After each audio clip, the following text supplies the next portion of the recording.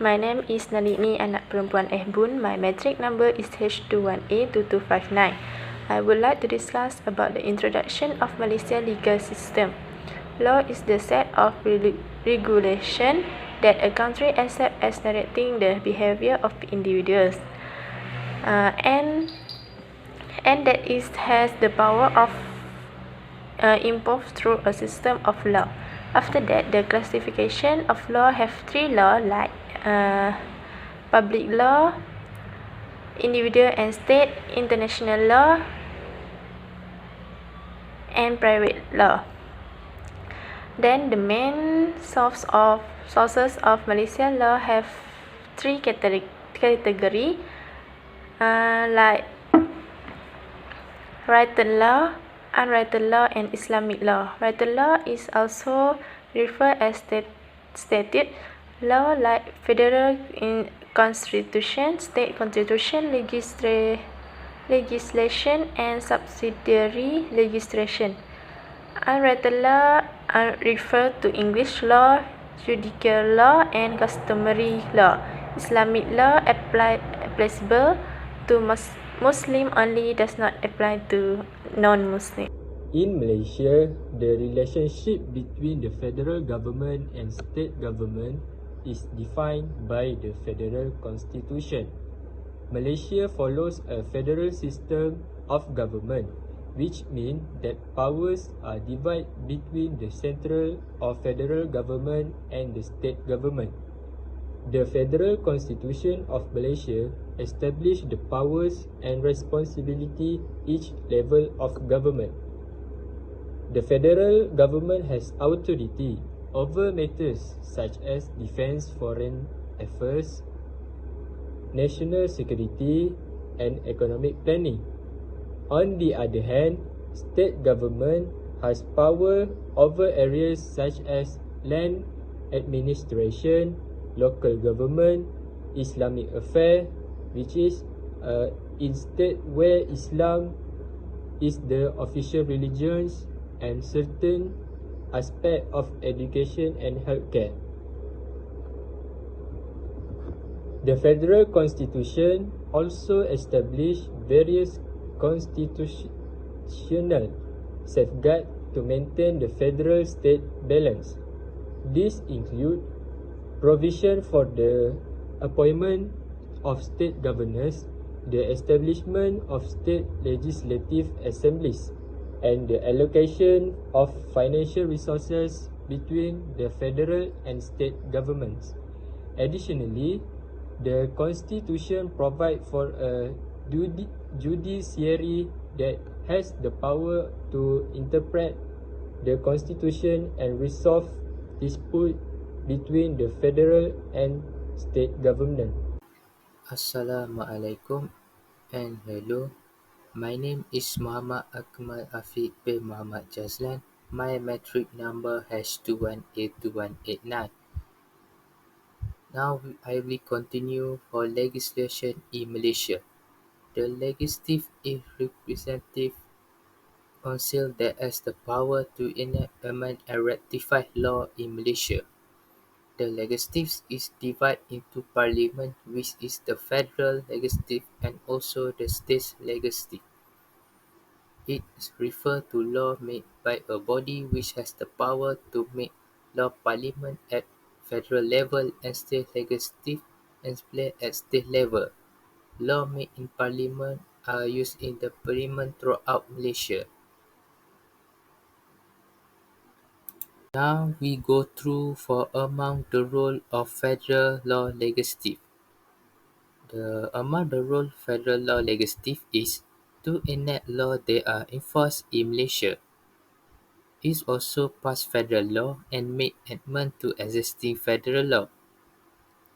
Next is also approving state spending and approving new tax revenue.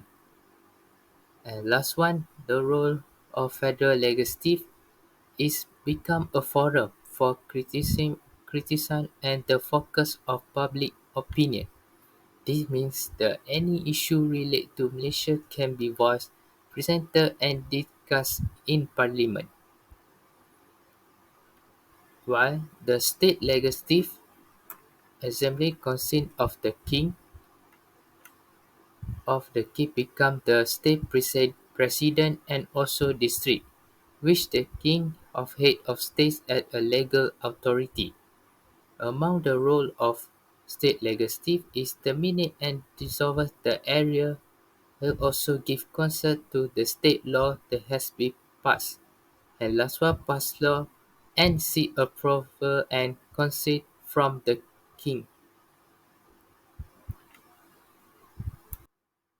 Next is subsidiary. Subsidiary in legislation mean any proclamation, rule, regulation, order, notification by law or other instrument made under act, enactment, ordinance or other lawful authority and having legislative effect. It is referred to law made by person or body under power conferred on them by act of parliament or state assembly. Such rule also refer to three is first delegate legislation, subordinate legislation, and last one secondary legislation.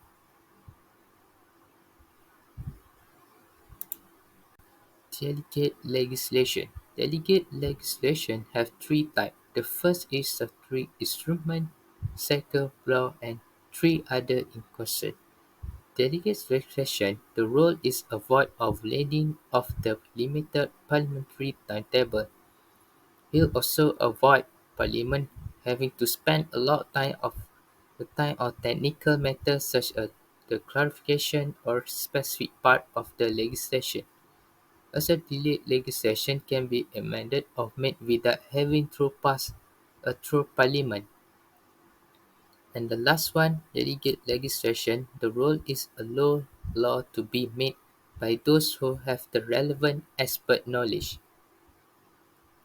while the subordinate legislation is a process from any authority other than the sovereign power.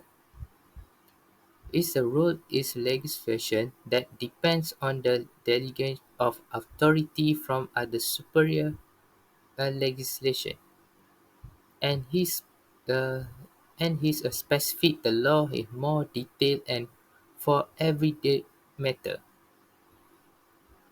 And last one, a secondary legislation is allow the government to make a small change to the law without having to introduce an entirely new bill to Parliament. That's all from me. We continue for our next presenter. Assalamu alaikum and greeting to everyone. My name is Nasaruddin bin Awam and my metric number is H2182900. In this slide, I will present about judicial decisions. Decisions are also known as case law. It refers to the situations in which the court refer to the decisions of previous cases. That means a similar facts to resolve the dispute before them. However, the judge is referring to these previous cases are bound by a principle on doctrine of judicial precedence. Judge cannot act recklessly, it referring to previous cases, and the conditions of this doctrine must be followed. Judicial decisions are a very important source of Malaysian law and are often used by the court. The duty of the court is only to give us the interpretations to the law passes. However, as is the case in the common law system, the judge in interpreting indirectly also made the law. The interpretations that are made are usually to fill a gap that exists in statutory legislations or to give a new meanings, interpretations, and at the same time create a new legal principles. Talk about the court. In Malaysia have a hierarchy of the court. Before knowing the hierarchy of the court, now the court in Malaysia is divided into two, known as the superior court at the top level and the subordinate court at the bottom levels.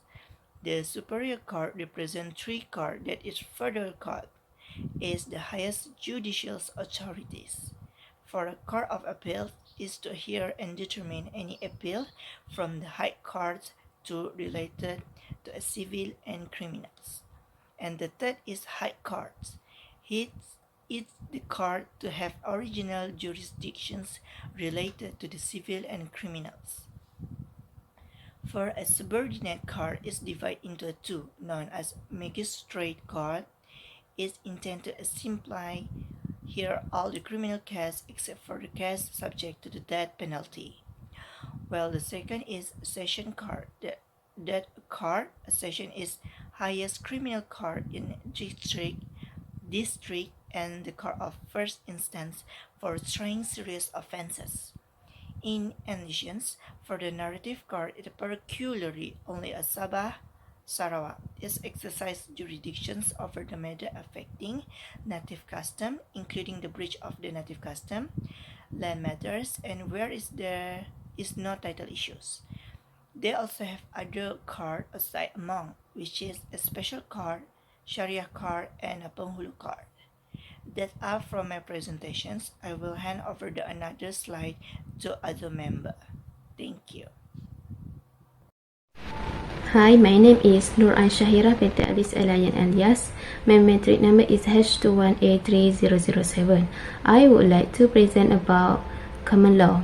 Unwritten laws are laws which are not contained in any statutes and can be found in case decision. This is known as the common law or case law. In situations where there is no law governing a particular situation, Malaysian case law may apply. If there is no Malaysian case law, English case law can be applied. Similar to this, where no specific law has ever been passed. Section 3 and 5 of the Civil Law Act permit the application of common law, equity rules, and statutes in Malaysian civil matters.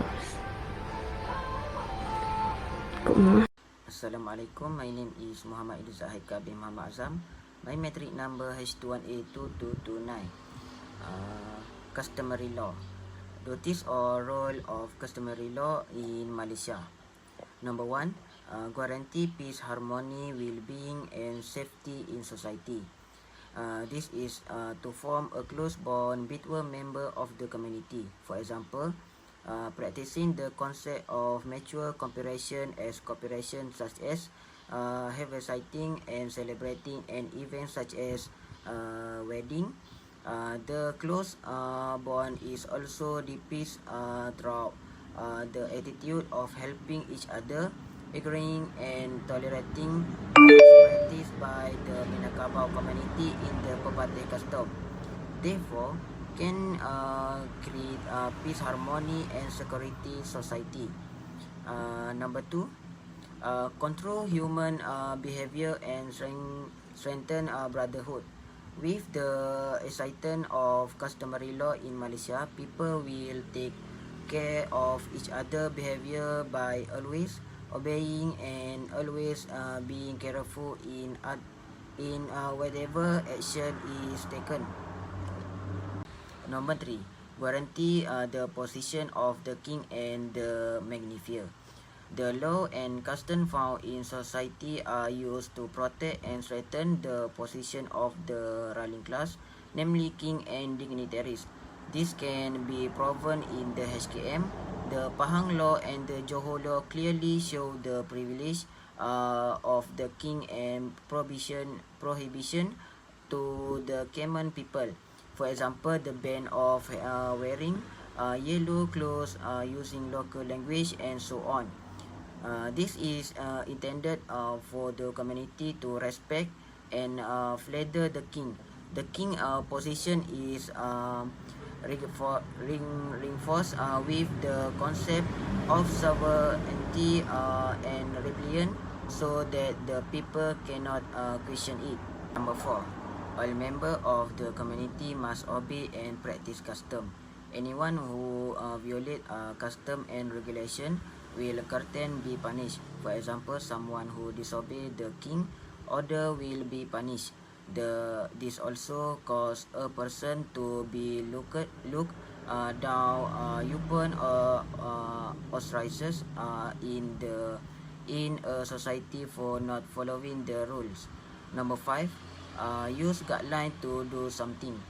Society may customary law guideline that must be obeyed. This can train the community to be more disciplined and follow the rules. That's all from me. Thank you. Next, I will continue presentation about the Islamic law. First of all, my name is Wani Shazlin binti Wan Muhammad Hanafiah. My matric number is H21A2746. First of all, in Malaysia, have four types of Islamic law. The first is Islamic family law. Family law in Malaysia emphasize marriage, divorce, alimony, custody, and other matters relate to family life. For example, who should be made a wali when a woman wants to get married. After that, the second types of Islamic law is inheritance law. In Malaysia, this law have five types. First is testamentary inheritance. The second type is intestamentary inheritance. The third type is small inheritance. And then after that, the large inheritance. And then the last but not least is a brief inheritance. The third is criminal law. Criminal law is a type of law that regulates offense committed against society. For example, criminal law in Malaysia is the penal code. It provides for the type of offense and criminal punishment. It's called Act of Parliament. Lastly is zakat law. In Malaysia, Muslim have pay zakat mal and zakat fitrah. They normally pay in month of December with a purpose to get rebate from particular year. In 2002, National Fatwa Council issued a fatwa to pay zakat of earning as an obligation. I think that's all from me. Thank you.